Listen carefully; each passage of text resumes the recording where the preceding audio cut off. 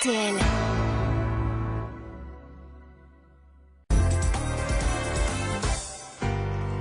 Hier, Ségolène Royal était à Nantes pour parler culture, mais vous n'étiez pas là, Jack Lang. La carne. Maintenant, elle fait ses coups en douce, la sournoise. Mais là, c'est un de trop. C'est le soufflet insultant. Quasiment le crachat dans la gueule.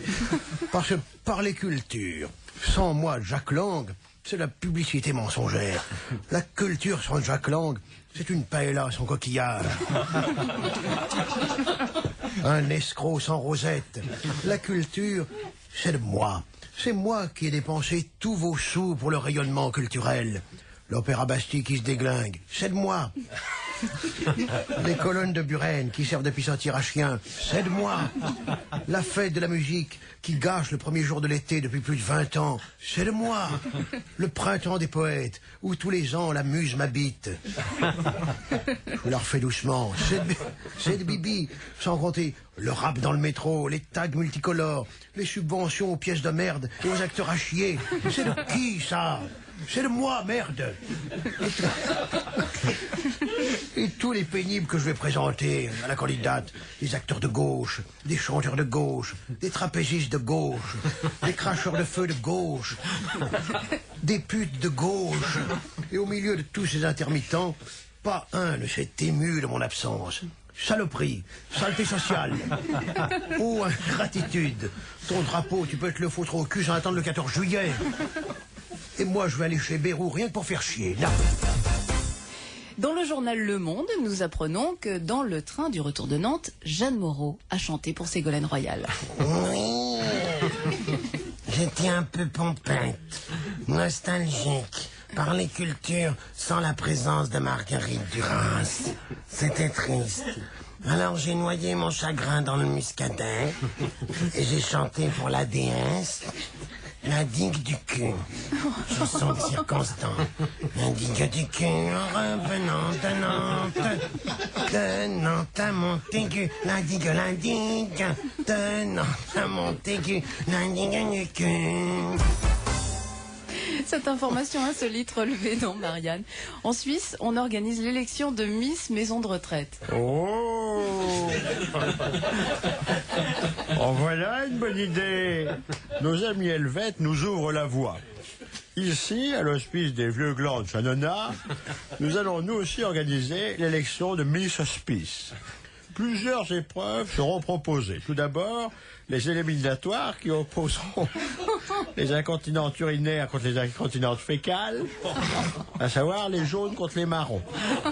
Ensuite, premier passage, présentation de modèles de déambulateurs avec les candidates en bikini.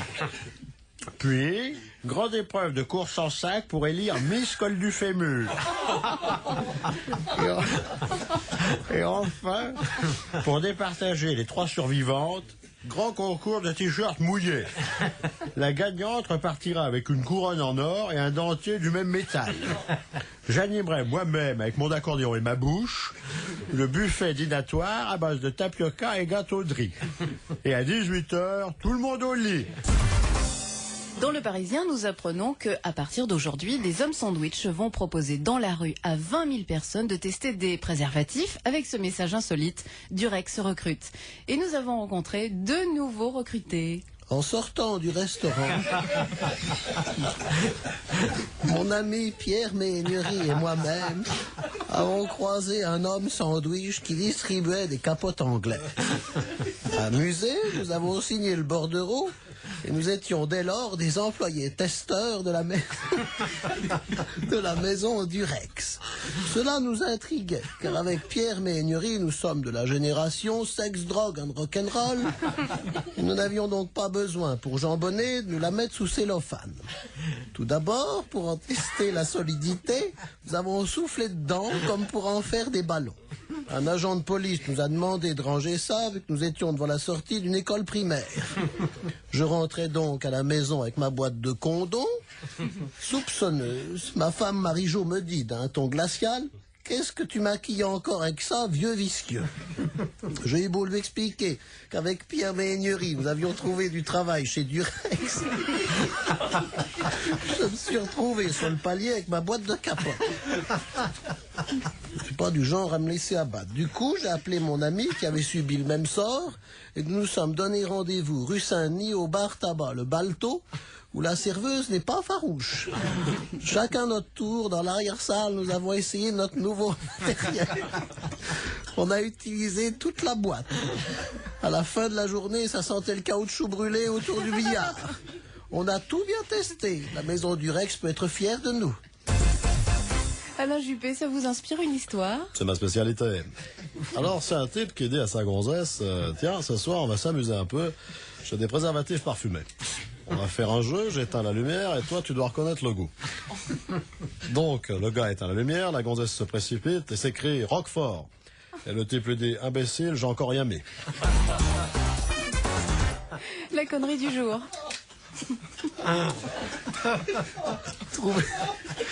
Trouvé par hasard. Dans Voici, Jean-Pierre Pernaut, comme par hasard, dans Voici, Jean-Pierre Pernaut et Nathalie Marquet se diraient oui en juin et ce sera en grande pompe. Ils ont choisi le château de Chantilly. Il a bien fait, Pernaut. Le portail du château est assez large pour laisser passer les cornes.